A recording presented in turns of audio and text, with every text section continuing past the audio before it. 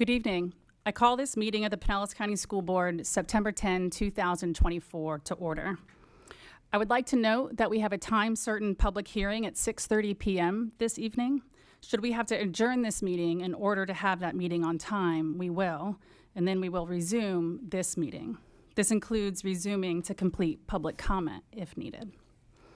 With that, we will begin our evening's proceedings with an invocation led by Pastor Keith Harcombe of Palm Harbor United Methodist Church, followed by the Pledge of Allegiance led by Vice Chair Carol Cook, and the National Anthem. Colors will be presented by the St. Petersburg High School JROTC Air Force Color Guard under the leadership of Chief Master Sergeant Frederick Fowler. The National Anthem will be performed by St. Pete High School students Juliana and Jocelyn of the Pitchforks under the direction of Kevin Prina. Please stand and remain standing until the colors have been retired. Pastor Harcombe, good evening. Good evening. Thank you, Ms. Hine. My name's Keith Harcombe. I'm the pastor of Palm Harbor United Methodist Church, and it is a pleasure to be with you here for the invocation of a Pinellas County board meeting. I want to say that we reached out and asked Pinellas County what the largest need is in the school system throughout Pinellas County, which my children have been involved in over the years, and they said food insecurity. My church and many like ours are NGOs with Pinellas County, and we have provided food for Pinellas County students. We provide 244 at last count, children 34 weeks a year, and we are proud to be a part of that. And that's kind of where I want to start our prayers tonight. Let us pray tonight. Let us pray together. Gracious and Heavenly Father, thank you that you have provided all that we need. You provided places for us to be fed. And we pray, Lord, that through the school system, through the teachers, and through board members, through all that are gathered here, that we would always be aware of those who are in need. We thank you for the many programs and many NGOs that are around in Pinellas County that help those who have food insecurities. Guide us and show us and give us wisdom of how we are to be your vessels to those children who have food insecurities. May you be with us tonight in our meeting, guide the wisdom of those who make decisions, and help us to glorify you in that. We ask this in your precious name. Amen. Thank you.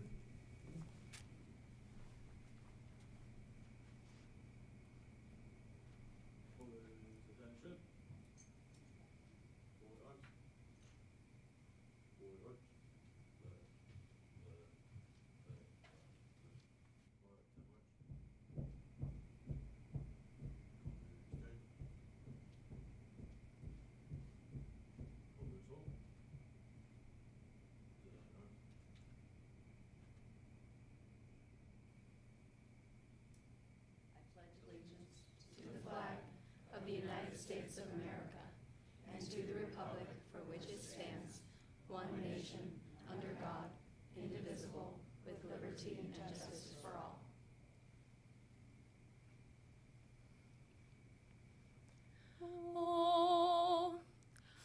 Oh, say, can you see by the dawn's early light what so proudly we hailed at the twilight's last gleaming, whose broad stripes and bright stars through the perilous fight o'er the ramparts we watched were so gallantly streaming, and the rocket's red glare, the bombs bursting in air, gave proof through the night that our flag was still there.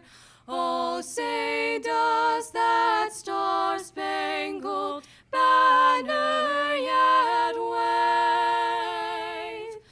o'er the land of the free and the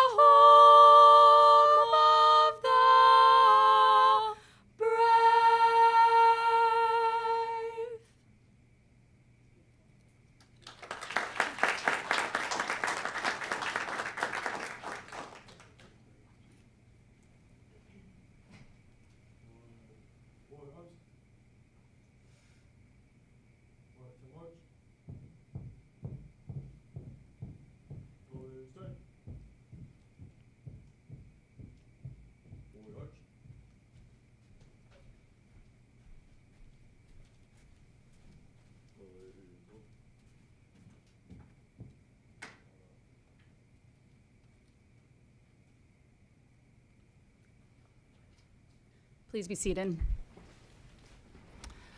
Mr. Prina, would you please introduce the second song? Yes, thank you. Jocelyn will be singing Times Are Hard for Dreamers from the musical Amélie. It is a song about a young woman going to Paris, France, the big city with big dreams in her heart.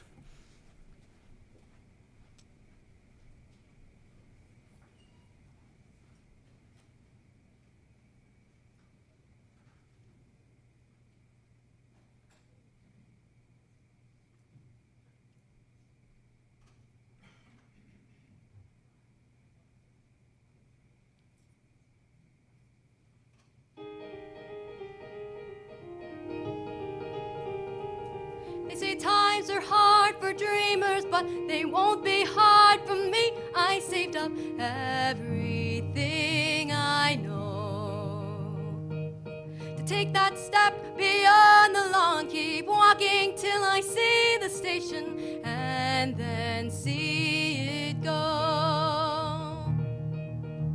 Inside the train, out through the glass, my fingers tracing all of these towns I never heard of, racing past.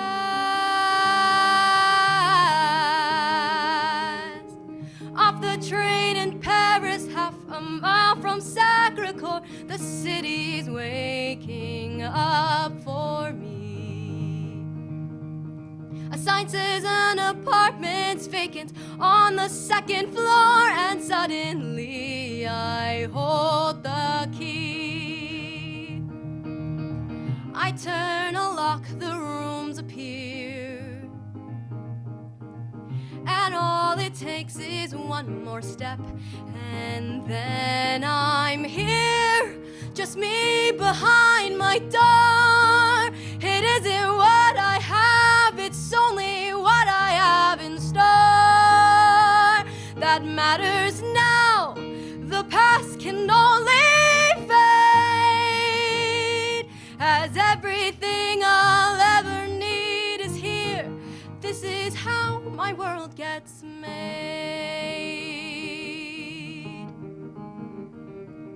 They say times are hard for dreamers, and who knows, maybe they are. People seem stuck or lost at sea, and I might be a dreamer, but it's gotten me this far, and that is far enough for me. Look out my window, there's a view of other windows, my own museum full of paintings I look through, where everything is clear. It isn't where I am, it's only where I'll go from here that matters now, and I am not afraid, as everything I'll ever need appears. This is how my world gets made.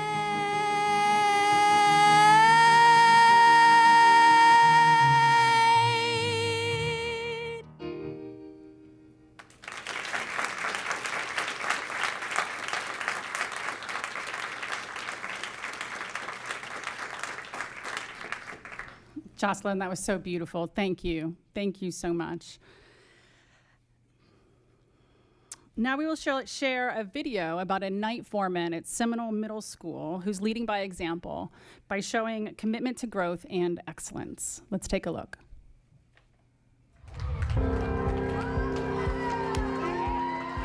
Your path might not always take the way it wants to, but you got to persevere and live out your dreams. Your dream will never find you. You have to find those dreams. And exactly what Ms. Heidi did yesterday, graduated. 9 years ago, I went back to get my GED, and I wasn't motivated enough. So I went for a little while, and then I just stopped going. The position here at Seminole Middle School, the night foreman position, came open because my HBO retired. They told me I had to go back to get my GED. It took me 5 months to get it. My kids also motivated me because I want to show them that no matter how old you are, you can still follow your dreams at any age. They're just so proud of me and everything that I have accomplished because I never thought I could do it. And just having them as support saying, Mom, you can do it, you know, and it's hard. Going back to school at 37 is very hard. My team is absolutely amazing here. I want to be here every day because this is family. The principal is amazing. It's just easy to come to work every day. I love this school. When my HBO retires, I want that position. Like, this is my school. I love that. It is your school, Heidi. And I just want to say thank you for your commitment and congratulations from each and every one of us on your graduation. And thank you for what you do every single day. Item 1.6 is introduction of professional and community organization representatives. Isabel Mascarenas, Public Information Officer. Good evening, Madam Chair, members of the board, Mr. Hendrick, and staff. It is my pleasure to introduce the following representatives of community and professional organizations. From the Pinellas Classroom Teachers Association, Lee Bryant, President. Representing the North Pinellas League of Women Voters, Vivian Posey. From the Pinellas Arts for a Complete Education Coalition, Maria Cantones. Today, we have a presentation from the Student Rights and Responsibility Committee. Please welcome students Ryan Lang and Kai Preble from St. Petersburg High School and their principal, Darlene Lebo.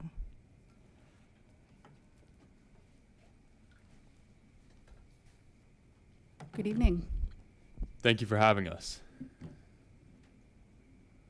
Hold on, I think all right. Coming up.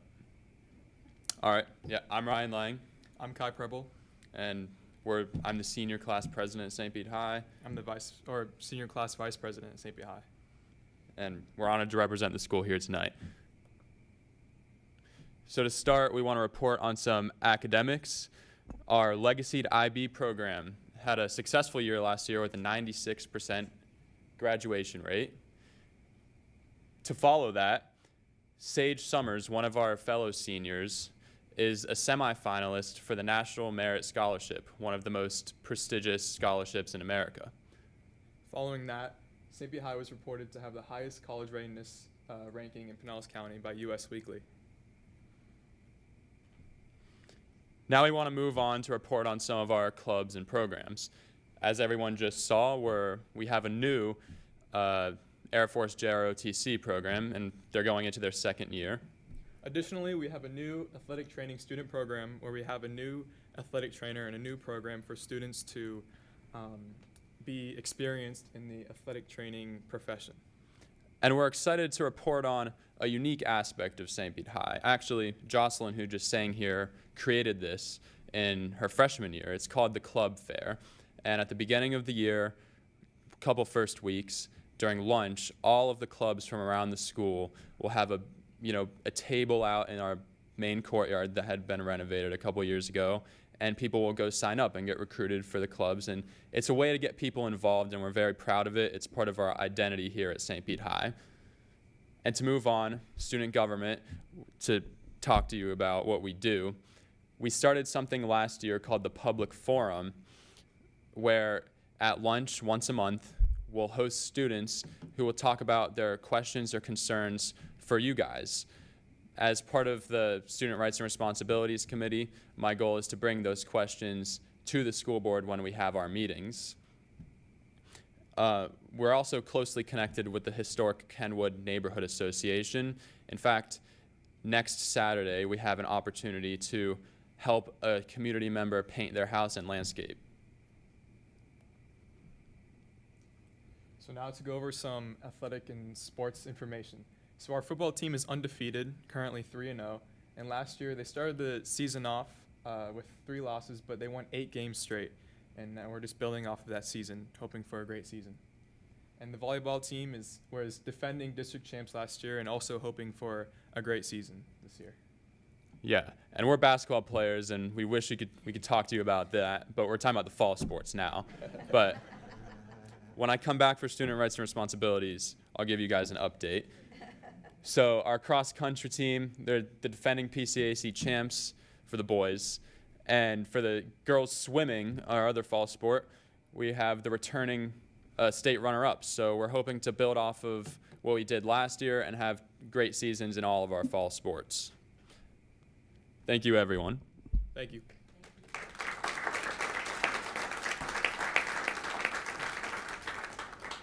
Thank you, Ryan and Kai, for that presentation. I love that public forum idea, gathering input from your fellow St. Pete High students to bring to us. Thank you. I look forward to seeing you at SR&R back up here.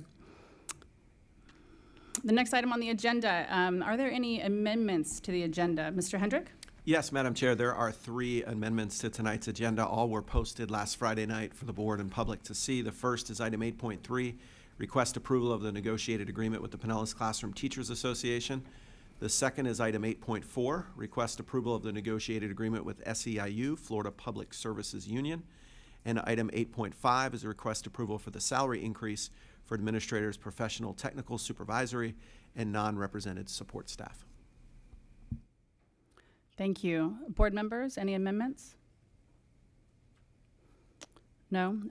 As board chair, I find good cause to amend the agenda as described by Mr. Hendrick. May I have a motion to adopt the agenda as amended? Move for approval. Second. Thank you. A motion by Mrs. Kane and a second by Mrs. Peters. All those in favor, say aye. Aye. Any opposed? Carries 7-0. On our special order agenda tonight, we'll start with item 4.1, presentation of the proclamation designating September 15 to October 15, 2024 as Hispanic Heritage Month. May I have a motion to approve this item? Second. Motion from Mrs. Edmond and a second from Mrs. Meyer. Mr. Hendrick, would you like to introduce, please? Yes, thank you, Madam Chair. We're excited to bring this proclamation forward to the board and our community. And I'm going to call up Michelle Anderson, our K-8 Social Studies Specialist, to tell you more about the proclamation and some of the ways in which we will be celebrating throughout the district. Mrs. Anderson? Madam Chair, school board members, Mr. Hendrick and staff, good afternoon. Each year, Americans observe National Hispanic Heritage Month from September 15th to October 15th by celebrating the histories, cultures, and contributions of American citizens whose ancestors came from Spain, Mexico, the Caribbean, and Central and South America. The observation started in 1968 as Hispanic Heritage Week under President Lyndon Johnson and was expanded by President Ronald Reagan in 1988 to cover a 30-day period starting on September 15th and ending on October 15th. It was enacted into law on August 17, 1988, on the approval of Public Law 100-402. President George H.W. Bush issued the first proclamation for National Hispanic Heritage Month on September 14, 1989.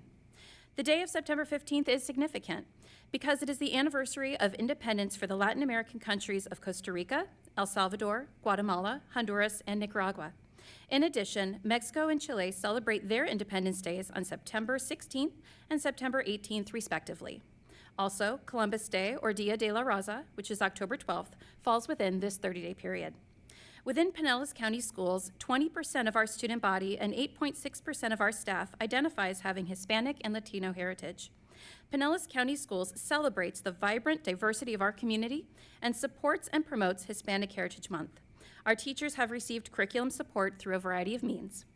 We look forward to seeing our school's cultures grow in support of all ethnic groups as they highlight the contributions and achievements of our Hispanic and Latino country women and men. Thank you for your support of this annual event. Thank you so much, Mrs. Anderson. Mrs. Cook, would you read the proclamation? Thank you. The proclamation for National Hispanic Heritage Month. Whereas National Hispanic Heritage Month honors the contributions of Hispanics have made throughout our history and the important part the community plays in the lives of our students. And whereas the month honors the countless ways in which the Hispanic community has contributed to our nation's success and affirms our commitment to expanding opportunity and building a brighter future for all. And whereas Congress has authorized and requested the President to issue annually a proclamation designating September 15th through October 15th as National Hispanic Heritage Month. Now, therefore, the Pinellas County School Board hereby recognizes September 15th through October 15th, 2024 as Hispanic Heritage Month and urges all citizens to join in a national effort to recognize the contributions made and the importance of the presence of Hispanic and Latino Americans to the United States and to celebrate their heritage and culture. Signed this 10th day of September, 2024. Thank you. Board members, is there any discussion? No, we have a motion on the floor and a second to approve this proclamation. All those in favor say aye. Aye. Any opposed? Carries 7-0. Item 4.2, presentation of the proclamation designating the month of September 2024 as American Founders Month. September 17 is Constitution Day, September 17 to 23 is Constitution Week, and the last full week of September as Celebrate Freedom Week. May I have a motion and second to approve this item? Make a motion. Motion from Mrs. Long and a second from Mrs. Meyer. Mr. Hendrick, would you please introduce? Thank you, Madam Chair. Obviously, there's a number of proclamations all combined into one here, and we're excited. I'm going to bring up our new social studies, our high school social studies specialist, Jessica Hasla, and she'll explain how we'll be celebrating and honoring each of these this month. Thank you. Good evening, Madam Chair, school board members, Mr. Hendrick, and staff. September is a month of many observances we celebrate nationally and here in Florida. I'd first like to take a moment to recognize that tomorrow our nation commemorates Patriot Day as schools hold remembrance ceremonies, beginning with moments of silence to remember the victims of the terrorist attack on September 11, 2001. We honor the courage and selflessness of our first responders, service members, and fellow citizens who served our nation and its people in our hour of greatest need. In Florida, we also observe 9/11 Heroes Day as we rededicate ourselves to the ideals that define our country and unite us as one, and as we commemorate all the heroes who lost their lives saving others. On this day, students study topics involving the history and significance of September 11, 2001, including remembering the sacrifice of military personnel, government employees, civilians, and emergency responders who were killed, wounded, or suffered sickness due to the terrorist attacks.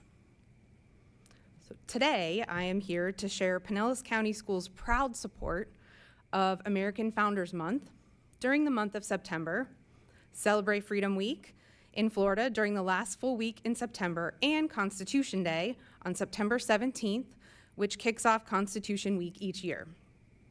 Constitution Week is a commemoration of America's most important document. It stands as a testament to the tenacity of Americans throughout history to maintain their liberties, freedoms, and inalienable rights. The celebration of the Constitution was started by the Daughters of the American Revolution in 1955 by petitioning Congress to set aside September 17th through the 23rd annually to be dedicated for the observance of Constitution Week. That resolution was later adopted by the U.S. Congress and signed into public law on August 2nd, 1956 by President Dwight D. Eisenhower. Florida was one of the first states in the country to officially recognize Celebrate Freedom Week in 2002. During Celebrate Freedom Week, students study the intent, meaning, and importance of the Declaration of Independence. We are proud to share that the Social Studies Department ensures each student enrolled in middle school civics and high school U.S. government receives the full text of the U.S. Constitution and the Declaration of Independence, as well as facts about our nation's founders and information on landmark Supreme Court cases. While social studies teachers guide students through in-depth lessons throughout the year on the founding of our country, this month, day, and week serve as a special time where we continue to educate our students and community about the sacrifices made for freedom in the founding of this country and the principles on which this country was founded. Thank you for your support of these annual events and our continuous efforts to enhance civics education, and in honor of the sacrifices made by those who have served and continue to serve our great nation. Thank you, Mrs. Hassel. It was a great presentation. Mrs. Kane, would you please read the proclamation? Sure. American Founders Month, Constitution Day and Week, and Celebrate Freedom Week, September 2024. Whereas during the American Founders Month, Constitution Day and Week, and Celebrate Freedom Week, we focus on better understanding the nation's founders and the sacrifices made for freedom that hold a special place in the history of the United States of America and the state of Florida. And whereas during the month of September, all civic, fraternal, and religious organizations, as well as public and private educational institutions, are urged to recognize and observe American Founders Month, Constitution Day and Week, and Celebrate Freedom Week through appropriate programs, services, celebrations, in which state, county, and local government officials are invited to participate. And whereas during American Founders Month, schools at all grade levels are encouraged to dive deeply into the history of our nation's founders and the intent, meaning, purpose, and importance of America's founding documents. And now, therefore, the School Board of Pinellas County hereby proclaims September 2024 as American Founders Month, September 17th as Constitution Day, September 17th through the 23rd as Constitution Week, and the last full week of September as Celebrate Freedom Week. Signed this 10th day of September, 2024. Thank you. Board members, is there any discussion? Seeing none, we have a motion and second on the floor to approve item 4.2. All those in favor say aye. Aye. Any opposed? Passes 7-0. Item 4.3, we'll have a presentation on our district strategic plan and our district annual report. Mr. Hendrick, would you please introduce this item? Yes, thank you, Madam Chair. Annually, prior to this year, we always brought the district strategic plan at the same time we brought our budget, and it was an annual process. This year, our board, because we have a 3-year district strategic plan now, there's nothing to vote on tonight, but one of the things that the board wanted as part of that plan was an annual report. And so tonight, for the members that are here in the audience, and certainly our board here at the dais, and for the public online, you can see our second annual report of this district strategic plan. And we're excited to produce this for the public for a number of reasons, but I'm going to hit on a few of these tonight. First, a little bit about our district strategic plan. Now in its second year, it was developed through a series of public workshops with both our board and the community. That included listen and learn sessions with staff, families, and teachers. It included our annual stakeholder results, the PCTA vision for Pinellas County Schools, focus groups with staff, families, and students, student leadership summits, and input from our district and school leaders. And this strategic plan is monitored throughout the year by departments and staff who create and execute quarterly reports to go over and share with the public and the board part of what makes us special as a school district. Last year, we launched this first district annual report, and we continue with that each year. And this fall, at the request of the board, we will start having a district community dashboard where you can see quarter by quarter updates on this and even run some of your own queries for some student data and pieces that are a key part of the 16 objectives of this district strategic plan. Tonight, I'm not going to go through each page in here, but it is certainly chock full of highlights, but I do want to just hit a couple in each of the 6 major priorities that the board determined. And for the benefit of the public, the board did look at this again this year. In fact, just in a work session that we had about 2 weeks ago, we reviewed each of the priorities, each of the focus areas, and recommitted ourselves to make sure those areas that we haven't yet achieved success in, we are ready to do so in the next 2 years. From our priority 1 of academic excellence through innovation, of course, we did achieve an A district rating, but there's so much more to look at in here, including how we've worked on early literacy and career dual enrollment expansion for our students. Priority 2, safe and respectful climate and culture. Again, so many things to look at, but in particular, a continued focus and renewed focus on addressing student behaviors through a multifaceted approach in our schools. In priority 3, equity with excellence for all. We're proud of school grades across all of our schools, but in particular, student performance proficiency for students in our Bridging the Gap plan, our Black students who had a 6 percentage point increase, which is the largest proficiency increase we've seen in the now 8 years of the Bridging the Gap plan.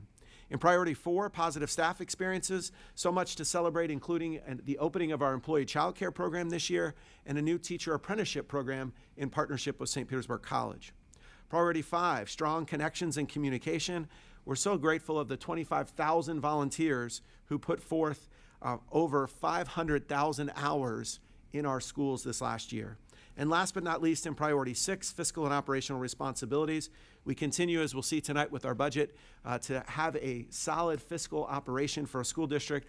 But perhaps what is most important in this highlight is that this month is the end of all of those pandemic-era fundings from ESSER and ARP, which expire this month, and we need to make sure we are fiscally sound without the benefit of those pandemic-era funds, and this outlines a little bit of that. The community dashboard, which will launch in just a few weeks, will show you a lot of this in more detail, but we're excited tonight to share this annual report with the public and with the board. I want to thank the board for their continued engagement in the district strategic plan, in particular our work session a few weeks ago. Thank you, Madam Chair. Thank you, Mr. Hendrick. You know, we have people ask us regularly, so how's it going? There are so many things that it's hard to know where to start. And so I'm very glad to have this annual report and our strategic plan. And I just want to encourage you, if you are curious about what's going on in our schools, what we're focusing on, these are the places where you can find so much of that information. We're all happy to answer that question, or we'll probably mention the first few that come to our mind. But again, there is so much amazing work going on, and I'm very grateful to have these documents. And I look forward to that dashboard that's coming out as well. It's taken a significant amount of work to get there, and we look forward to announcing when that's available to you. I'd like to thank Mr. Hendrick, of course, but also thank Jennifer Dull, our Strategic Impact Officer, as well as Leanna Eisen, our Director of Strategic Planning. So thank you so much for all the work that goes into this. Our next item is public comments on agenda items. Mrs. Hauk, do we have any speakers to agenda items today? Yes, Madam Chair, there's one speaker. Thank you. Please go ahead and call that speaker. Our first speaker is Lee Bryant. He's speaking to item 8.3.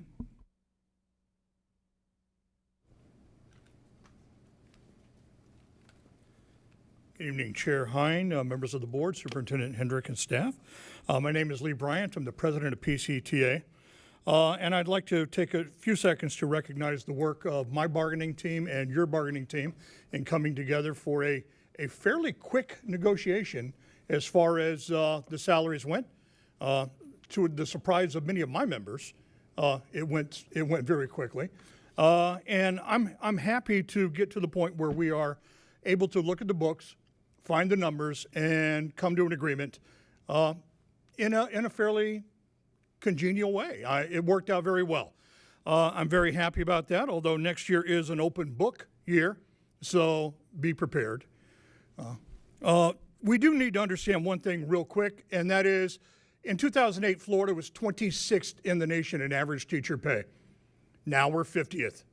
If we want to improve salaries and working conditions in this classroom, we need to change the way Florida is being run right now. And that's all I have to say on 8.3. Thank you for your time. Thank you. On the consent agenda tonight, may I have a motion and a second to approve the consent agenda? Move for approval. Second. Motion by Mrs. Kane and a second by Mrs. Long. All those in favor of approving the consent agenda, say aye. Aye. Any opposed? Passes 7-0.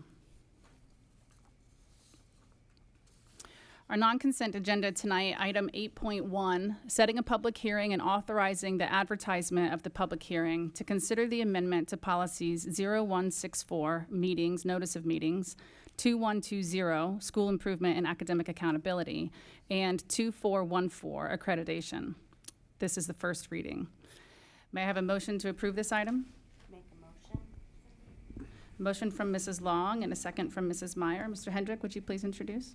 Thank you, Madam Chair. As is the case often this time of year, we are updating our policies in response to legislation from last year. And so that's the case in this first public hearing request tonight, and I'll pass it to our Director of Strategic Planning and Policy, Leanna Eisen, to explain. Mrs. Eisen. Good evening, Madam Chair, board members, Superintendent Hendrick, staff, and community. Each year, the district reviews the school board's policies in alignment with state legislation and the Florida Board of Education rules and those updates. This year, 35 district staff members reviewed 64 school board policies for compliance with the bills from the legislative session, and we are proposing amendment to 3 policies at this time. First, Policy 0164, Notice of Public Meetings, is being amended in response to Senate Bill 7002. The policy simplifies the process for posting public meeting notices on the district website 7 days in advance of the meeting. Policy 2120, School Improvement and Academic Accountability, updates the outdated language about the state accountability system. And Policy 2414, Accreditation, updates that policy in regards to district-wide accreditation and the regional accrediting body. We recommend setting a public hearing on October 22nd, 2024 for these amendments. Thank you. Board members, is there any discussion? Seeing none, with the motion and second on the floor to approve item 8.1, all those in favor say aye. Aye. Any opposed? Passes 7-0. Thank you.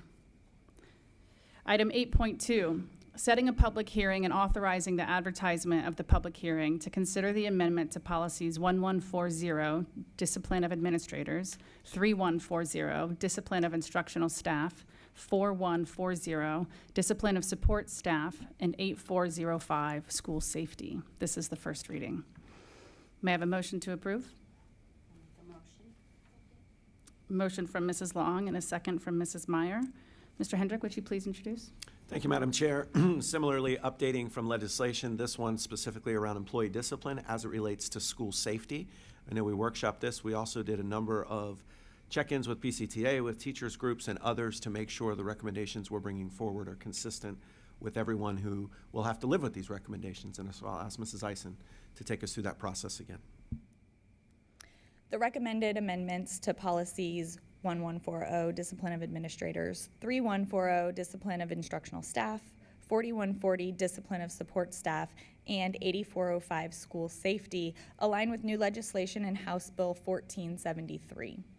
Most of the requirements of House Bill 1473 regarding school safety are procedural and do not require substantive changes to Policy 8405, school safety. Policy 8405, however, is amended with technical edits regarding the threat management terminology and district safety specialist position title. The new school safety law requires school districts to adopt staff discipline for knowingly violating school safety requirements. Therefore, the proposed amendments related to House Bill 1473 are for policies 1140, 3140, and 4140. The proposed amendment adds an offense for knowingly violating school safety requirements with an associated progressive penalty range of suspension through dismissal for each of the three policies. We recommend setting a public hearing for October 22nd for these amendments. Thank you. Is there any discussion? Yes. Mrs. Cook? Thank you for bringing these to the workshops, all of these policies, not only the ones we're getting ready to vote on, but the ones we previously voted on. It helps us make sure that we are actually implementing the policies that the law has passed during last legislative session, and it also helps us to answer any questions and get those answered ahead of time so that we have a chance to kind of percolate them and let them think about it. So thank you for your work, and thank you for bringing them to the workshop. Thank you. We have a motion on the floor and a second to approve item 8.2. All those in favor say aye. Aye. Any opposed? Passes 7-0. Item 8.3, request approval of negotiated agreement with Pinellas Classroom Teachers Association, PCTA. May I have a motion second to approve this item? I'll make a motion. Second. I have a motion from Mrs. Long and a second from Mrs. Edmond. Mr. Hendrick, would you please introduce this item?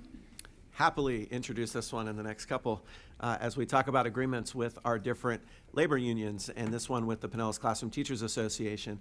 Our Chief of Human Resources, Ms. Paula Texel, is here to explain, and I want to echo the comments of Mr. Bryan, and we're grateful for all sides in our bargaining to reach this agreement.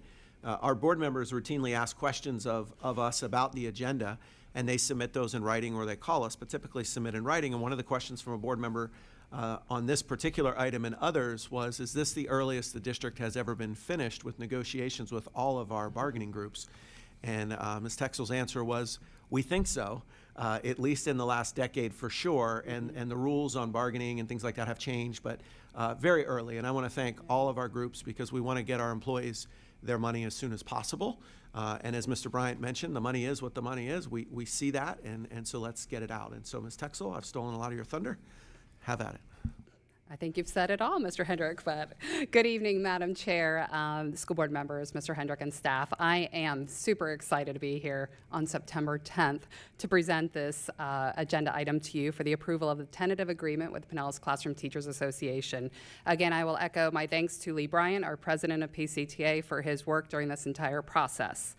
Just give you a summary of the agreement with PCTA as average salary increase of 3.25% for employees in this bargaining group. In addition to the increase in the referendum amount of $639 they already have started to receive as of July 1st, raises will range anywhere between $1,500 and $2,000 for employees rated either effective, highly effective on their evaluations from last year. I'm also very excited to share that our starting teacher salary is now $54,000, and so that we have worked very hard on that over the years. You will notice in the agenda item the agreement with healthcare. School board will be picking up 80% of that increase in healthcare. Employees will contribute 20% of the increase. You'll also notice in PCTA that we have contributed additional funds to continue to increase our supplement positions, and that is a whole separate committee that looks at that and makes those recommendations, and very excited about that. The employees represented in this bargaining group ratified this agreement last week with 83% in agreement with this, in favor of the agreement. And if approved this evening, employees in this bargaining group will receive their retroactive pay to July 1st, 2024, and their increases and raises in their September 20th paycheck. I do want to thank not only Dave Richmond and payroll, but also my compensation team. They have been working very diligently, very long hours over the last week or so to make sure that this could get to the employees as soon as possible. So September 20th, which is right around the corner. Very excited about that. So on behalf of the superintendent staff, we are recommending that you approve this agreement with PCTA. Thank you. Is there any discussion? I would just share that since we're first presented with the budget in June of each year for the following school year, one of the very first questions that we have is, what about staff, right? It's the biggest component of our budget and the most important impact on our school day every single day. And so I too just want to echo thank you for, we start in June really when we have those numbers, and you start your negotiations and discussions. And so thank you to getting to this agreement. And I will also say very, very clearly, I wish it was more. And thank you for pointing out those numbers and statistics, Mr. Bryant, and we will continue to work on making that happen. So thank you very much. Any other discussion? With that, all those in favor say aye. Aye. Any opposed? Passes 7-0. Thank you. The next item on the agenda is request approval of negotiated agreement with the SEIU, Florida Public Services Union, FPSU. May I have a motion and second to approve this item? Second. Motion from Mrs. Long and a second from Mrs. Kane. Mr. Hendrick, would you please introduce? Thank you, Madam Chair. I echo the sentiments that I shared earlier about I appreciate SEIU and their bargaining team for coming to the table so quickly. Of course, we already approved PESPA several board meetings ago, and so this is the second of our support employees, and we appreciate their work each and every day, and I'll pass it to Ms. Texel for the details.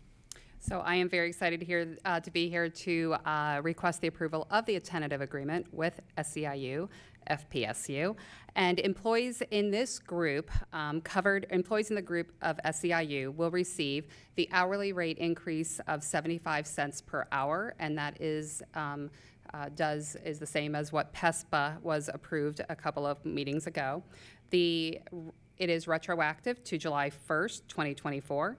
The same contributions will be made for healthcare for this group, as I just mentioned with PCTA. Additionally, agreement was reached with this group to increase some shift differentials for some employees in this group, as well as increasing the amount for footwear allowances and some tool allowance increases for our mechanics who we rely on every single day. We also came to an agreement on various contract language changes, which are noted in the agenda item. This passed a couple of weeks ago with 95% of the group voting in favor of the agreement. All increases approved today, as I mentioned, are retroactive to July 1st, and if approved today, employees will be receiving their raises and retro pay in their September 27th paycheck. So on behalf of the superintendent's staff, we are recommending approval of this agreement. Thank you. Board members, is there any discussion? No? Seeing none, we have a motion and second on the floor to approve item 8.4. All those in favor? Aye. Any opposed? Passes 7-0. Item 8.5, request approval of the salary increase for administrators, professional, technical, supervisory, and non-represented support staff. May I have a motion and second to approve this item? Move for approval. Mrs. Edmond, did I hear you make a motion? Thank you. Okay, motion from Mrs. Edmond. I heard Mrs. Meyer second. Thank you. Mr. Hendrick, would you like to introduce this item, please? Yes, ma'am. The board has now approved 3 of our agreements with our union groups. The 4th is with the FOP, the Fraternal Order Police, who we have a tentative agreement with, and they'll be voting on the next non-student day. But this is the last of the 5 groups, really, but one that does not have a bargaining unit for it. They're non-represented administrators and other staff. Ms. Texel will explain the details of each group. We're excited to bring this to you as well. So the final agenda item is to request approval of the salary increases for our administrators, professional, technical, supervisory employee, as well as our non-represented support salary staff. Some details regarding that. Exempt support staff employees will receive an hourly rate increase of 75 cents per hour, consistent with those employees represented by both PESPA and SEIU. That ranges anywhere between 2% to 4.7%, depending on their hourly rate currently.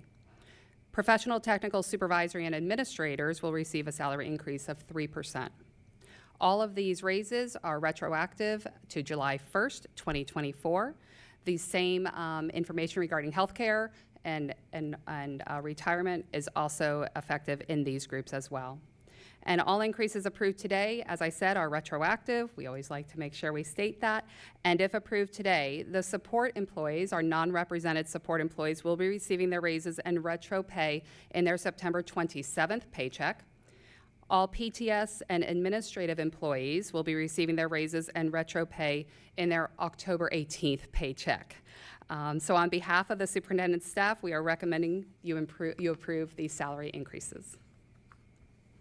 Thank you, and thank you for those dates, too. Those are important to people, for certain. Board members, is there any discussion?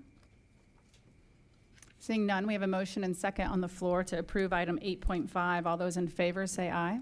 Aye. Any opposed? Passes 7-0. On to new business. Items introduced by the superintendent. Mr. Hendrick? Thank you, Madam Chair. I think Mrs. Hassler very much summed up the Patriots' Day tomorrow. I did want to mention just a few other things. One is that all of the students in our K-12 classrooms, none of them were alive on September 11, 2001. And so it is our duty to teach that history and to help remember and honor all of those who lost their lives on that day. The next time the board or the public visits Pinellas Park High School, I encourage you to take a look as you walk into the school at a memorial that was put there by our first responders program. It's very touching. It's been there over a decade and certainly symbolizes our hope for the future and also our remembrance of those that lost their lives. I thought tonight's video was fantastic of our employee who earned her high school diploma, but also the other 150 graduates that we had at the countywide graduation ceremony just a few weeks ago. I want to thank the board for being there. All graduations are great. The countywide graduation ceremony with graduates from 17 to 70 years old, the stories that they had. We had 2 people bring their children across stage with them. It was just another great evening. And I want to thank our adult education programs who so often we focus on K-12, but they are doing work with all kinds of adults in this community. And it's a night to celebrate them as well. And I want to thank them for their efforts. We continue as we start this school year now. Look for mentors for our students. And I want to thank the City of St. Petersburg and Mayor Ken Welch for re-upping the mayor's mentoring program in the City of St. Petersburg. Just a few days ago, we kicked off the Mentoring Matters program, and he kicked off his new citywide employee volunteer policy, giving every city employee 30 minutes a week to volunteer in our schools. Last week, we had 50 employees who came out to the initial orientation at Sunken Gardens, and I want to thank him and his staff for launching this back up in our schools. Last week, we also broke ground on a High Point community park. Very excited to offer that to the community in the High Point neighborhood, a collaboration between Pinellas County government, the City of Largo, and the school board to build this park, which will also be available to our students during the school day. The project will begin shortly and is set for completion in early 2026. On Friday last week, with the Pinellas Education Foundation, we celebrated their annual Changemakers Breakfast, honoring those who make a huge difference in our schools and the community. The Education Foundation hosted over 380 different individuals. It was a great, highly attended affair, including local legislative officials, county government, city government as well, and our own board members. I want to give special shout out to 3 individuals who received the Changemaker Awards. Beth Rollins, who was named the Champion of Education Award for her efforts supporting the referendum. Our own Executive Director of Elementary Education, Mike Feeney, who was surprised with the Impact and Innovation Award for his leadership in early literacy. And the foundation also recognized a 2024, appropriately enough, St. Petersburg High School graduate, Shayana Paris, who was a Take Stock in Children recipient as a Changemaker Award. It was a great performance by some student performers as well from Lakewood High School and John Hopkins Middle School Dance Ensemble. We thank the foundation for their continued support. A few upcoming events. We have our next Listen and Learn community session on September 18th, next Wednesday evening. It will be at Thurgood Marshall Fundamental Middle School. The community is invited to come out. 5:30, we'll be giving a little bit of a state of the district. We'll be asking for input on the upcoming high school start time changes that are still legislatively required by 2026. We look forward to community conversation around that topic. Also coming up soon in this very building on Tuesday, September 24th, is the annual Pinellas County K-12 open house reception for our artwork. In this building, we have over 500 pieces of work. It's one of the largest artwork exhibitions in the state of Florida, and the building will be inundated with children, their parents, grandparents taking pictures all around on all 3 floors. We look forward to that, and it's because of the Pinellas County Schools referendum that we're able to have this and 25 other exhibits across the county in museums, galleries, art centers, and art festivals in our community. Our district application program season is kicking off today. Families can start to explore Magnet Fundamental and Career Academy application programs with school-based discovery nights. And at the request of the board, we started some of those earlier, and one of them is actually tonight. And they continue all throughout this semester at schools across our community. Coming up in just a few days on September 24th, the district will host a YouTube Facebook Live to provide an overview of the application process. You can log on to our website, pcsb.org/DAP, for more information.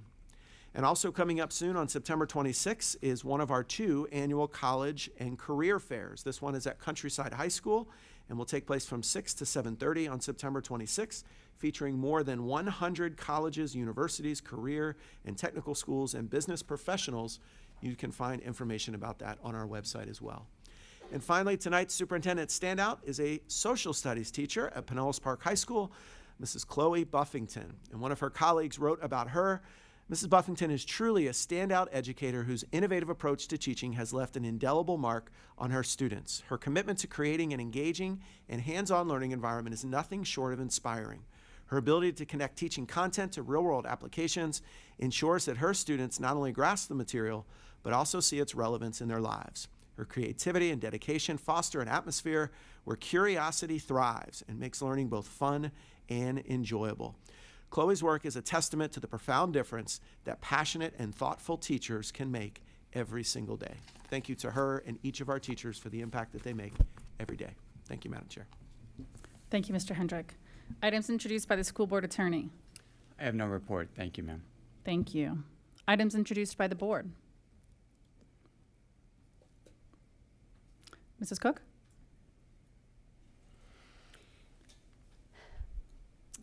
School safety is obviously very important to us. You have heard us speak of it frequently from board meetings as well as in our workshops. Since the beginning of the school year, the boards received several email about some of the things that have been implemented, some of the laws that we've had to adjust to and follow. And I think we've all also received individually some email. what I'm going to ask is that if you have already contacted us, or if you are going to contact us, I'm going to ask that you also copy our legislative delegation. We don't have the authority to change many of the things that are put in law, but they do. And it's important as they go back into session that they hear what the thoughts and concerns are with some of the parents or the implementation of some of the laws. So while we may or may not agree with the things that have come forward to us or the information that we have received in email, it's important that our legislators hear both sides of the story and what our thoughts are. I'm not saying do not contact us. Don't hear that. Feel free to write to us, but also please also get in touch with the legislators so that they understand the same things that we're hearing. Mrs. Edmond? Thank you. I just have a few updates. At the last meeting, I shared that we had a legislative platform request from FSBA as well as the consortium that would be due early September. And I just wanted to share with you all that it has been submitted. So thank you all for your feedback and dialogue, as well as Ms. Eisen and Mrs. Dole and Superintendent Hendrick and staff for your work on those efforts. I'd also like to just highlight the teachers, the 20 teachers that transitioned to teaching. Their career backgrounds range. They vary from Army to being substitute teachers, interpreting, social work, technology, cosmetology, woodwork, and last week we celebrated them. If you are looking to transition to teaching, I encourage you to look into Pinellas County Schools TTT program. It is really a great opportunity to learn about the profession and get that support that you may need as you transition or change careers. And last but not least, I'd like to share some information about COSBA. I had the opportunity to attend the Federal Advocacy Conference, and it was extremely informative. The topics included cybersecurity, demography, education, food and nutrition, polling, and so much more. The impact of the federal government locally is significant. So I encourage you all to stay informed regarding things such as Title I, IDA, even the E-rates, which is currently in jeopardy. Colleagues, you'll have an email coming to you with additional information on my behalf from Mrs. Howell. So, thank you. Thank you. Are there any other board comments tonight? The system isn't working. I'll just let you know, so I'm not seeing anybody's name. So instead of pushing your button, just let me know. Thank you, Mrs. Peters.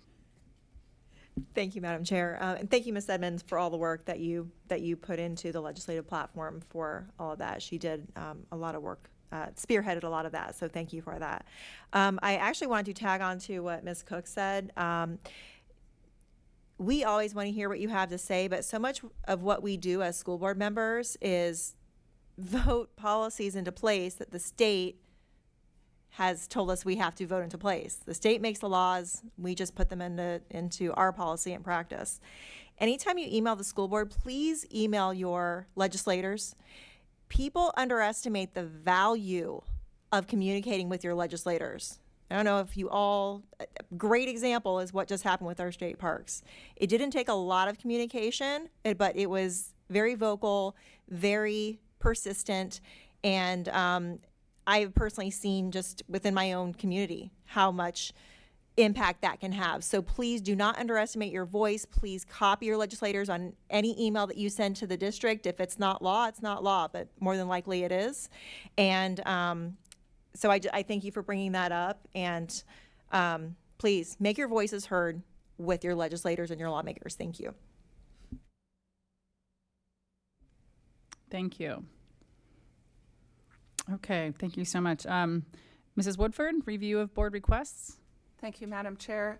I did note the request for the safety concerns to be CC'd to the state, although that is not a request of us. It's something we can discuss to see if there's any way we can support that.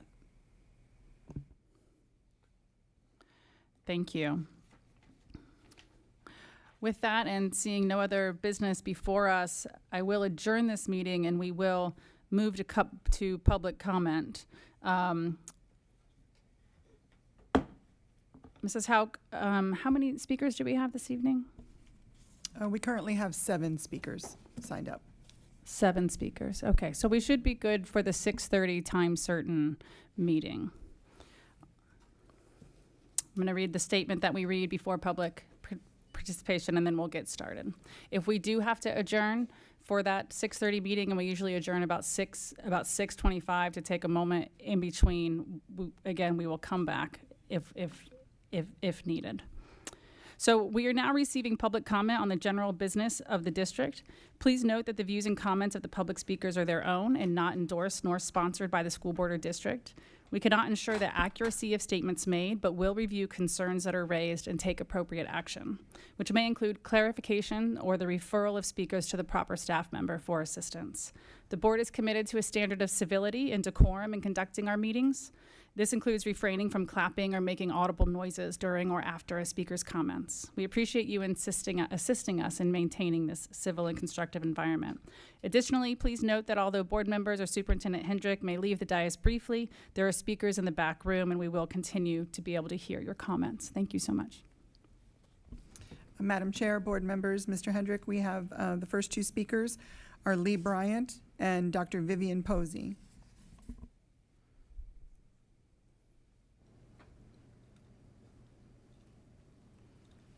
Good evening. Good evening, Chair Hine, members of the board, Superintendent Hendrick, and staff. My name is still Lee Bryant. My pronouns are still he, him, and his, and I am still the president of the PCTA. Alone, we can do so little. Together, we can do so much. Well, here's an opportunity for us to come together and do so much. Tonight, I would like to bring you the opportunity to volunteer with Reading Opens the World, our first book event. The PCTA office, PCTA PESPA office, wrote the grant for a first book event. In cooperation with Pinellas County Schools, we would like you to join us. Join the PCTA, PESPA, PEER, the AFT, FEA, the PTA, the Florida Freedom to Read Foundation, Alpha Delta Kappa, the Women's Educators Sorority, and others, to join us for the first book event. St. Petersburg is one of only 5 locations in the United States to host this event this year. We need volunteers to help us get ready. There is a lot of work that needs to be done before we open the door to John Hopkins Middle School Saturday morning, the 28th. We need help sorting, organizing, preparing books and bags for all the participants. If you're a middle or high school student looking for service hours, a community group looking for a way to get back to the community, or anyone else that would like to help, you are welcome. If you have a volunteer application completed and on file with Pinellas County Schools. And I'm pretty sure that all of you on the dais are qualified to help out. So I hope to see you there. On Wednesday, the 25th, over 30,000 books will be delivered to Walter Pownell Service Center. With much thanks to Mr. Herbick and his crew, we will begin the process of getting things ready. Thursday, the 26th, between 10 and 6, and Friday, the 27th, between 10 and 3. We need help sorting, organizing, and getting ready for the event. Friday afternoon, Mr. Herbick and his crew will be delivering the books to J-Hop for our final setup. Saturday is the big day. We will have a huge community event. Between 6 a.m. and 4 p.m., we will be giving away books to the entire community of students, teachers, parents in Pinellas County. The first book initiative focuses on giving teachers and school staff the tools and professional development that translate the science of reading into usable resources to help students read and read well, giving parents and caregivers fun and research-based tips to support literacy. Building on and forging new connections among families, communities, educators, and schools to be partners in the students' literacy. Giving children and young people free books to read, to love, and to keep, because reading opens the world. Thank you. And I better see some of you there.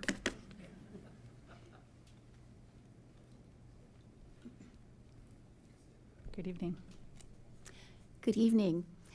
Madam Chair, Superintendent Hendrick, school board members, thank you for giving me the opportunity to speak with you this evening. My name is Dr. Vivian Posey. I'm a retired educator, former school principal and university professor, and currently a member of the League of Women Voters of North Pinellas County. The League is a nonpartisan organization whose mission is to promote and preserve the precious right to vote of all eligible citizens in the United States, and to see that every voter has the information they need to understand the voting process and can confidently cast their ballot on Election Day. We are excited to learn about the district's plan to recognize Constitution Day on September 17th as part of Constitution Week and celebrate Freedom Week at the end of September. Each of these celebrations is a powerful expression of your commitment to ensuring that young adults in our public schools appreciate the important contributions of those who have gone before us to preserve and to this system of government that we all enjoy. There is one additional celebration that takes place on Constitutional Day, Tuesday, September 17th, that should also be recognized and observed by every American, and that day is National Voter Registration Day. National Voter Registration Day is a nonpartisan civic holiday that began in 2012 as a way to bring attention to the importance of registering to vote in time for local, state, and national elections. Since its kickoff, the holiday founders and a team of thousands of partners in communities throughout the country have worked to get over 5 million Americans registered to vote. Young adults aged 18 to 24 make up the largest block of eligible citizens, who are eligible to vote. However, despite their numbers, the voting participation has historically been one of the lowest and well behind the other age groups who vote. This is not because young adults are lazy or unmotivated to vote. Quite the opposite, they are passionate about the issues that impact their present and future lives, and they want to be a force for change. In fact, research has shown that lack of knowledge about the voting and the election process is the single most important reason that young adults choose not to participate in voting. This is where educators come in. Teachers and school administrators and school board members can play a pivotal role in preparing every graduating high school student, college-bound or not, for becoming an active participant in the governance of our country by promoting the completion of their pre-registration or their registration to vote by graduation day.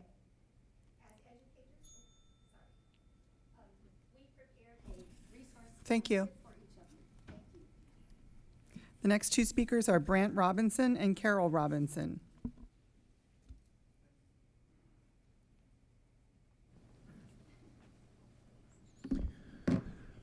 Good evening. Good evening. Madam Chair, members of the board, Superintendent Hendrick, staff, thank you as always for the opportunity to address you, and thank you all so much for all you do for so many every day.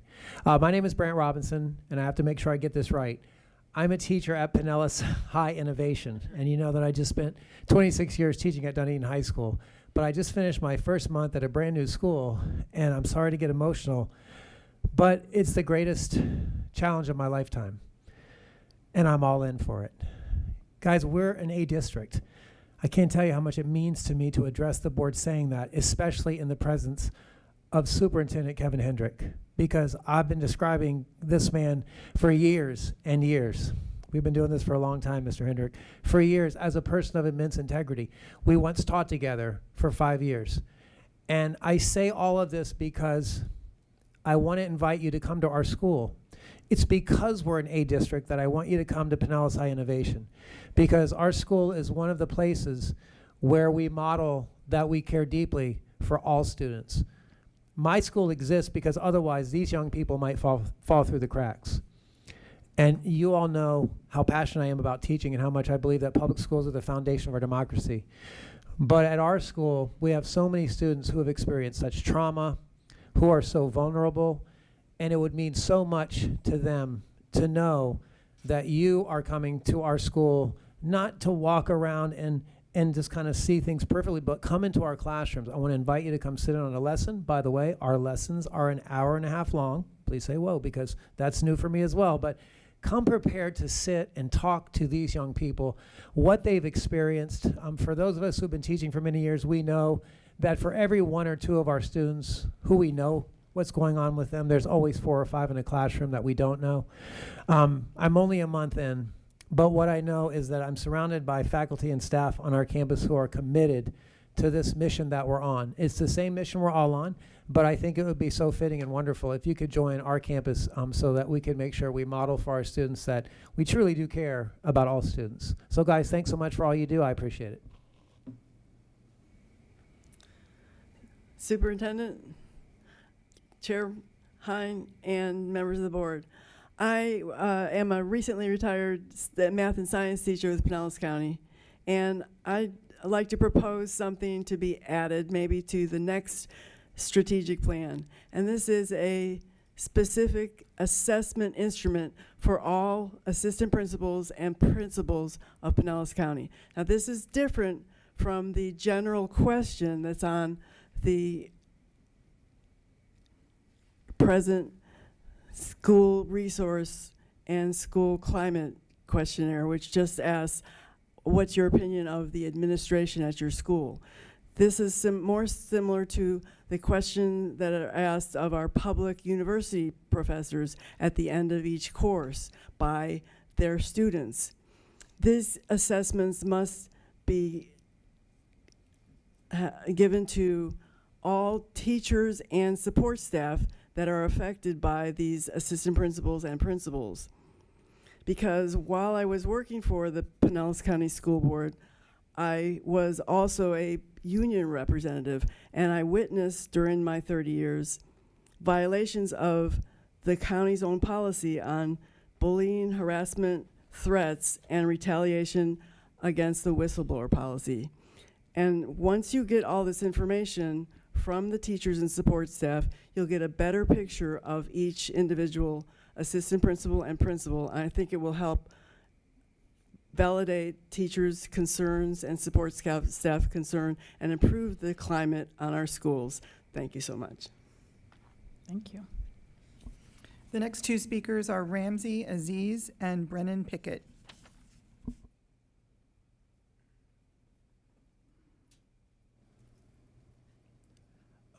Good morning, members of the board, or good afternoon, I should say. I'm tired.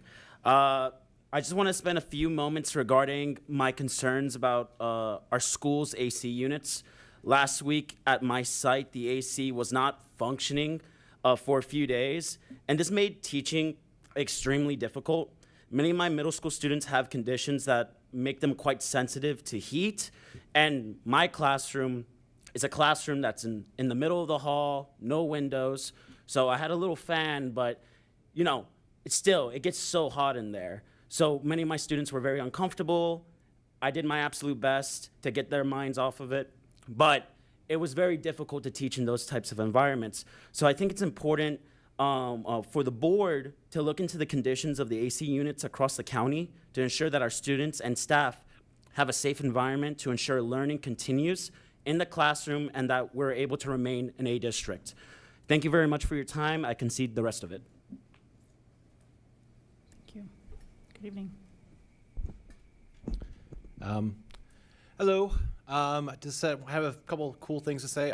First of all, Kevin Hendrick, thank you for everything you're doing for our district. We're an A district, and I think it's a large part of everyone on this board, and I'm really excited to be a part of this district. It's my 8th year now. The phone policy, it's working at my school. It's awesome. I mean, we have authority now to actually focus on learning. Congratulations to Laura Hine. Congratulations to Eileen Long for your elections. Super excited to have you guys still on the board. Continue to keep us an A district. Again, I have really high prospects in mind for this district. I think we're going places. I didn't plan to talk about AC, but that came up, so I'm just gonna bring it up. This has been a conversation I've been having with a few of my colleagues at my work site. Just for example, it's to my understanding, I might be wrong, that the AC units are turned off over the weekend, and they are brought back on Monday morning, and that's like playing catch up all day. And anyone who owns a home knows that you probably set the AC a little bit higher. You don't turn it off completely. So I would just question what money are we saving by turning it off, and then I would also question the maintenance that goes into it when they break because they're running in overtime now. So I just want to kind of bring that in because, again, what Ramsey was saying, it's hard to teach when it's hot. Kids don't want to focus when it's hot. You're not going to get anything when it's hot. That's basically the only complaint I have. Otherwise, yay, keep it up. Thank you. The next speaker is Tracy McConnell.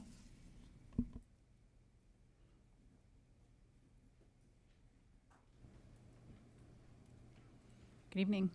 Hi. I'm a third grade teacher. My school uses the clustering model.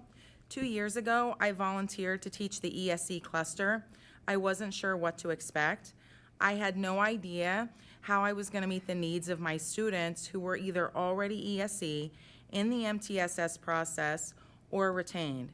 I had more kids reading at a kindergarten level than I had ready to start third grade. That year was challenging, but also one of my favorites. I played learning games with the kids while they ate lunch. I talked a past IND teacher into doing small groups with my neediest students in the morning. The VE resource teacher and STARS assistant and I came up with a great small group plan so that the kids could get regular small groups as well as their groups for their ESE minutes every day. I also talked a good teacher friend into tutoring after school with me 4 days a week for many of these same students. As time passed, my students started to change. They no longer hated school and learning. They started to love assessments because each one was a chance for them to see how much they had grown. Those kids didn't just grow, but many of them had 2+ years of growth. Those kids inspired me to be a better teacher. I learned a lot that year, but the most important thing I learned is that it truly takes a village for us to help our kids with the greatest need. Now I'm facing an even bigger challenge. I have 16 kids in my classroom, 8 of them already ESE, 2 of them are getting access points, 4 of them are retained from last year, and 7 are in the MTSS process, 2 of which are coming from another district and may also need access points. They don't know all their letters, and one of them can't recognize their written name. Our school lost our IND unit, and the STARS assistants were cut too. I don't have that support anymore, and we lost half of a VE resource unit. So I only have ESE support for 2.5 days. That makes no sense. We know to make the biggest growth, students need frequent groups. Even the PMP says Tier 3 should have intensive intervention 5 days a week. So why are we trying to cram a student's ESE minutes into 2 days? I have come to the board before asking to move students through the MTSS process quicker to get students the help they need. It is still broken, and now my village is gone too. Helping ESE students makes our district better. We can increase our graduation rates because our neediest population will know how to read and have the tools they need to be successful before they get to middle and high school. Please reevaluate this process. Teachers need help. There are limits to what we can do alone. Lack of support hurts.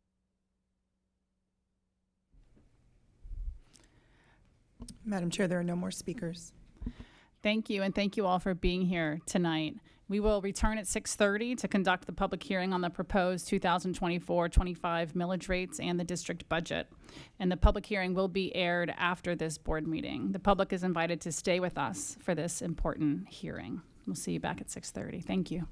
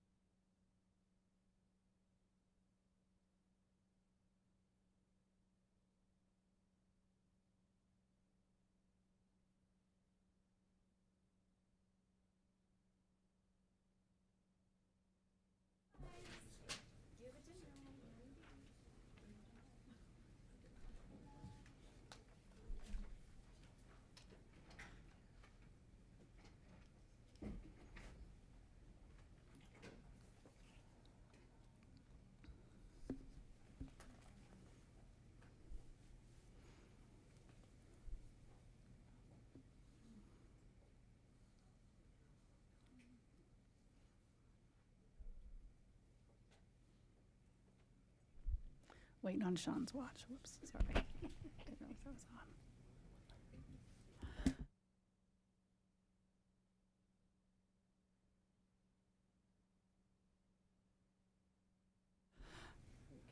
on. Good evening. I call this public hearing to order. Tonight is the second of two public hearings on the 2024-2025 budget. We are here tonight to review the proposed property tax rates and budget for the 2024-25 school year, hear comments from the public, and approve the proposed millage rates and budget. The order of business and actions taken tonight must follow specific directions set forth in the state statutes, and we ask for your cooperation as we go through this legally required format. There will be two opportunities for you to speak this evening. First, you may comment on the proposed millage rates. Second, you may comment on the proposed budget. If you wish to speak, you must register separately for each part of the hearing with our staff member at the entrance to the board meeting. On behalf of the school board and superintendent, I thank each of you for taking the time to be here tonight and share your views with us. Item number 2, adoption of the agenda. Are there any amendments to the agenda? Seeing none, may I have a motion and second to approve the agenda? I make a motion.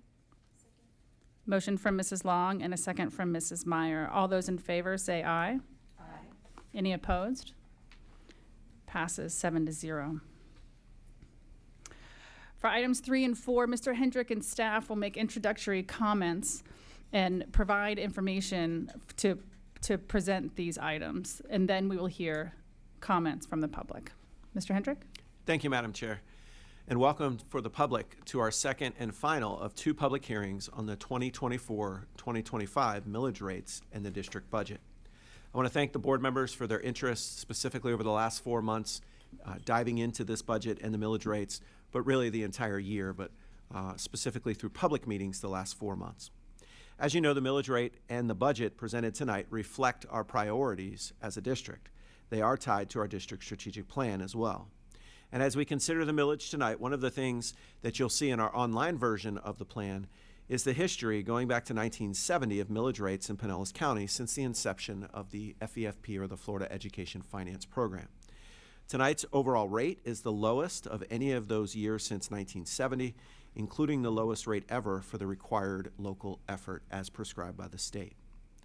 Also in our budget, I would like to thank the citizens who have supported our local property referendum since 2004, which is part of the millage rate that supports teacher salaries in Pinellas County Schools. With that, I will pass it to Mr. Jeppesen for the introduction of the budget, the millage rate, and his staff to present it to the public and the board. Mr. Jeppesen. Thank you, Mr. Hendrick. As mentioned, this is our second and final hearing regarding the millage and budget for the 24-25 fiscal year. The format of tonight's hearing presentation is prescribed by Chapter 200 of the Florida statute and must follow a specific order. This budget is the culmination of a thorough process that began late last year, has included 2 board workshops, and numerous conversations with each of the board members. At the most recent board workshop on August 15th, district staff met with board members to review key elements of the budget and to answer questions. We received valuable input from the board, and tonight's final proposed budget reflects many of the insights gained from that workshop.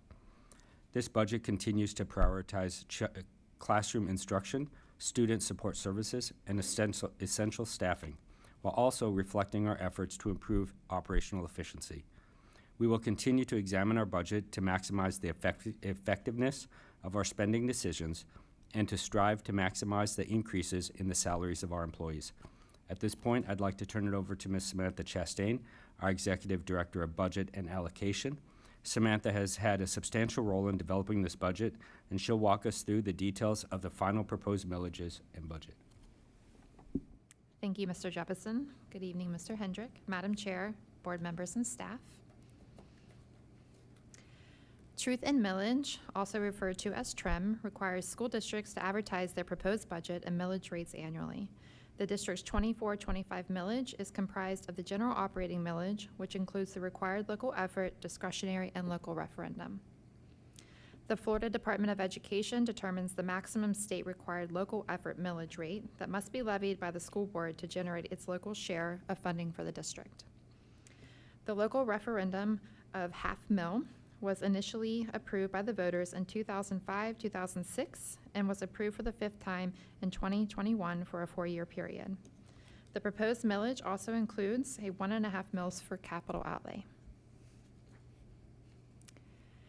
A mill refers to the rate of property tax commonly paid on the assessed value of homes and business properties. A mill equates to $1 of taxes for every $1,000 of taxable property value. The rolled back rate is the millage rate that would generate the same amount of revenue as last year if applied to the current tax roll after adjusting for new construction. The 24-25 proposed millage of 5.822 is higher than the rollback rate by 4.1%. Pinellas County's gross property tax value of approximately $150 billion is an increase from last year's value by $10.3 billion, or 7.4%. The proposed millage rates for 24-25 of 5.822 represents an overall decrease of 1.95% when compared to the 23-24 total millage rate of 5.938. The required local effort millage has decreased by 3.64%. The property tax revenue comparison reflects an increase in revenue of $42 million over last year's proceeds. This is the result of the increase in our property tax value. The required local effort proceeds are increasing by about $14.8 million, and the proposed discretionary millage will generate about $7.4 million more. The referendum will yield an additional $4.9 million, and capital outlay millage will generate $14.9 million more than last year. Under the proposed rate, the owner of a $250,000 home, after the deduction of the $25,000 homestead exemption, would pay $1,309.95 in school taxes. This averages out to $3.58 per day. The RLE is an appropriated amount set by the FLDOE. The school board must levy this amount in order to receive state funding. It is used for the day-to-day operations such as school staff and utilities. The discretionary millage is used for general operations of the district and to meet additional costs due to inflation. Local referendum funds are used to recruit and retain quality teachers, preserve reading, art, and music programs, and provide up-to-date textbooks and technology. The capital outlay millage is the district's primary funding source for maintenance, renovations, new construction, and equipment as advertised on July 28th in the Tampa Bay Times. At this time, I will turn the meeting back to the board chair to allow for public comment and for the motions necessary to adopt the millage rates. Thank you, Ms. Chastain. Item 5, millage to support the budget. We will begin with public comment on that item. Mrs. Hauk, do we have any speakers? No, Madam Chair, there are no speakers for this item. Thank you. For item 5.2, may I have a motion and a second for approval of the discretionary local millage effort? I move that the board approve the levying of a discretionary local effort millage of 0.748 mils as part of the total millage to be certified to the property appraiser in the Florida Department of Revenue. Thank you. Is there a second? Second from Mrs. Edmond. Is there any board discussion? I have a motion and a second to approve the levying of a discretionary local effort millage of 0.748 mils as part of the total millage to be certified to the property appraiser of Florida Department of Revenue. All those in favor say aye. Aye. Any opposed? Passes 7-0. Item 5.3, may I have a motion and a second for the adoption of the total millage rates? I move that the board adopt a millage rate of 5.822 mils to be set and certified to the property appraiser and to the Florida Department of Revenue. The millage rates are as follows. For required local effort, 3.074 mils. For discretionary local effort, 0.748 mils. For local referendum, 0.500 mils. For capital outlay, 1.5 mills. Total millage, 5.822 mills. This rate is 4.10% higher than the rolled back rate. Thank you. A motion from Mrs. Edmond and a second from Mrs. Cook. Is there any discussion? Seeing none, we'll take a vote. All those in favor, I have a motion and a second to adopt a millage rate of 5.822 mills to be set and certified to the property appraiser and to the Florida Department of Revenue. The millage rates are as follows. For required local effort, 3.074 mills. For discretionary local effort, 0.748 mills. For local referendum, 0.500 mills. For capital outlay, 1.500 mills. Total millage, 5.822 mills. This rate is 4.10% higher than the rolled back rate. All those in favor say aye. Aye. Any opposed? Passes 7-0. For item 6, we'll go back to Ms. Chastain for a presentation on the proposed 2024-2025 budget. This portion of the presentation covers the district proposed budget for 24-25. The budget calendar is ongoing throughout the year, and during the course of the year, budget updates are provided at board workshops, and monitoring is performed through budget analyses and forecasts. In the spring, we typically have a better idea of what the legislative budget is providing for us, whether we can expect an increase or a decrease of state funds. Budget steering committee meetings are held during this time frame, primarily for capital outlay requests. And in July and September, we hold 2 public hearings regarding the budget and millage. Tonight is the second of those hearings. The first was held on July 30th. Certain parameters guide the building of the budget. We strive to and have been able to maintain a 63-37 ratio. And this means at least 63% of all expenses are for the direct instruction or in the classroom, and 37% are related to other areas such as instructional support, plant operations, and administration.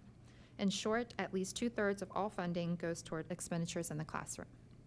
We also budget to support our core curriculum and strategic direction. We are required by statute to maintain a minimum 3% contingency, while district policy states we are to maintain a minimum 5% contingency. The budget maintains our compliance with this district policy. The majority of our budget is in our general fund. This year, it is proposed to be nearly $1.1 billion. The second largest funding source is capital outlay at $359 million. And the district's self-insured health fund is anticipated to be approximately $188 million and represents the district's third largest fund. The total proposed budget for all funds this year is approximately $1.8 billion. Looking at the budget summary for all revenue sources, you see that about 61% of the total budget comes from the general fund. Capital outlay accounts for approximately 20%. The combined total of these two funds comprises nearly 81% of our entire budget. This new year brings several legislative changes. The base student allocation, or the BSA, increased to $5,330.98. This is an increase of $191.25, or 3.7% over last year's BSA. Statewide, funding increased by $1.8 billion, or $50.9 million to Pinellas, which includes funding related to family empowerment scholarships. Changes in the Florida retirement system contribution rate are projected to increase district expenditures by $300,000. And the teacher's salary increase allocation increased $202 million statewide and represents $39.3 million to Pinellas County Schools. A $40 million statewide increase has been appropriated for safe schools, and the increase to Pinellas is $1.3 million. And a state-funded discretionary supplement of $616 million has been obligated to mitigate the impact of family empowerment scholarships on district funding. This is a non-recurring funding source. The total operating funded resources are anticipated to be nearly $1.1 billion. Of that, about $668 million comes from local sources, which includes the half-mil referendum, and $282 million comes from state sources. The Florida Education Finance Program, or FEFP, is the general fund's primary funding source. The FEFP funding formula utilizes a combination of state and local resources to fund education. Looking at the operating revenue budget graphically, you will note that the local sources represent about 61% of the total operating budget, and state sources account for 26%. The remaining 13% comes from transfers and fund balance. The operating budget is used to fund the day-to-day operating expenditures of the district. It pays for salaries, benefits, supplies and materials, textbooks, student transportation, utilities, maintenance, and repairs. Viewing the distribution of our operating budget by object, there is little change from previous years. About 57% of our budget is spent on salaries and 23% on benefits. In total, 80% of our operating budget goes towards staffing. Capital outlay funds include revenue from both state and local sources. This fund reflects the revenue and expenditures for construction and renovation of school buildings and grounds. The majority of these funds are generated by the local capital improvement millage, which is set by law and limited to 1.5 mils. These funds may not be used for operating purposes. Rather, they may only be used for capital outlay purposes as advertised. Additional funds have been provided through certificates of participation or COPS bonds. The lease purchase financing of capital improvements through the issuance of COPS bonds is a technique frequently utilized by Florida school districts to finance school facilities. Our proposed capital outlay budget is approximately $359 million, which consists of initiatives from the 5-year capital plan and prior year projects in process. The special revenue budget is comprised of 2 major categories of federal funds: contracted programs and food service. The total contracted programs budget is approximately $44 million. This budget starts the year off low and builds as the year goes on, as we do not recognize the revenue until it's received. Included in this category are the remaining balances of the ARP grants, which will conclude at the end of September. Food service is a self-sustaining fund as it receives no financial support from the operating fund. Federal reimbursement and local collections are the primary revenue source. The proposed food service budget is approximately $72 million. The debt service fund is used to account for the payment of general long-term debt principal and interest. This $8.5 million budget represents the debt service for COPS bonds issued in 2017 and 2021. The proposed self-insured workers' compensation and liability budget of $5.4 million accounts for the premium revenue and expenditures associated with the district's self-insured workers' compensation and liability insurance programs. The self-insured health fund accounts for the district's premium revenue and claim expenditures with a budget of approximately $188 million. The proposed budget and all supporting documents are on file in the Office of Budget and Resource Allocation, and this information can also be found online. At this point, I will turn the meeting back to the board chair to allow for public comment and the motions necessary to adopt the proposed budget. Thank you. Thank you, Ms. Chastain. We will open for public comment. Mrs. Hauk, are there any speakers to item 6? There are no speakers for this item. Excuse me. Thank you. For item 6.2, may I have a motion and a second to adopt the final budget for 2024-2025? I move that the board approve the final 2024-2025 budget as presented. Second.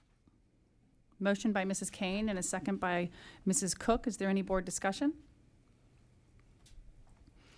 I have a motion and a second to adopt the 2024-25 budget as presented. All those in favor say aye. Aye. Any opposed? Passes 7-0. For item 6.3, may I have a motion and a second for the adoption of the resolution determining revenues and millages levied? I move that the board adopt the required resolution as presented without formal reading. May I have a second? Motion by Mrs. Long and a second by Mrs. Cook. Is there any board discussion? I have a motion and a second to adopt the resolution determining revenues and millages levied. All those in favor say aye. Aye. Any opposed? Passes 7-0. For items 7 and 8, are there any additional actions, considerations, or comments? No, I would just add, again, thank you, Mr. Jefferson and Ms. Chastain. And I know we've mentioned several times this evening that we work on this for multiple months. And I appreciate all of the work and input that's gone into it, both from fellow board members, staff, and also the public as well. Thank you. There being no additional business regarding the 2024-25 millages and budget, I adjourn this meeting. Thank you so much for being here this evening.